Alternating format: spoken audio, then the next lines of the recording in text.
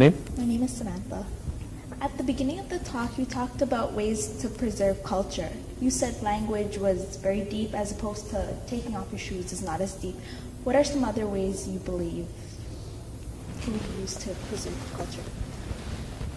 So, I gave a second way, which is mutual respect rather than tolerance. That's a philosophical difference. It's a huge philosophical difference.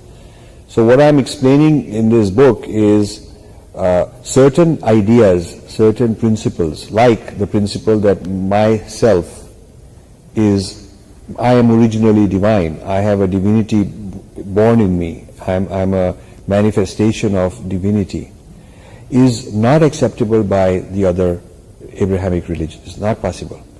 So if you hang on to those things, they cannot digest those things because they will reject them. So I propose identity through those differences which are not digestible by the other. But bare feet is digestible by all of them. Everybody can go bare feet, and everybody can eat with their hands, and everybody can wear, certain clothes. But they cannot, they're not willing to accept and respect the idea that every human being is inherently divine, because they have the concept of being original sinner. Everybody is born sinner. So if you're born sinner, that's completely the opposite of being born divine. So I'm explaining differences which are not trivial that people from the other cultures can accept, but so deep and profound that they simply cannot accept. To me, what is distinct and long-term and robust long-term are things that the others will just not find, they will not be able to go with that. And that once I've identified that, I know that those are the important things I should hang on to. Yeah? And so even though I hang on to them, and even though others cannot accept them, I'm willing to respect those faiths even though they are different. But I want them to respect me in return. So we have no injunction from God or teaching or anything which says that you should go and convert or go after other people and change them and by hook or crook, pressurize them and tell them they're wrong. We have no requirement to fix other people. Our mandate is to work on ourselves. We have to work on ourselves. But these other religions have a mandate to go fix everybody else. Hence the violence in the world, hence the tension and conflict in the world. So a resource is language, another resource is the notion, the principles like the nature of the self as divine and not original sinner. Another notion is the idea of mutual respect and not tolerance. Another notion is that we're not dependent on some historical event, because we all have that potential in us. We have that, the potential of our great beings that in our past. We all have that same potential in us. So we study about them just to get inspired, not because that happened only once and will never happen again. You see.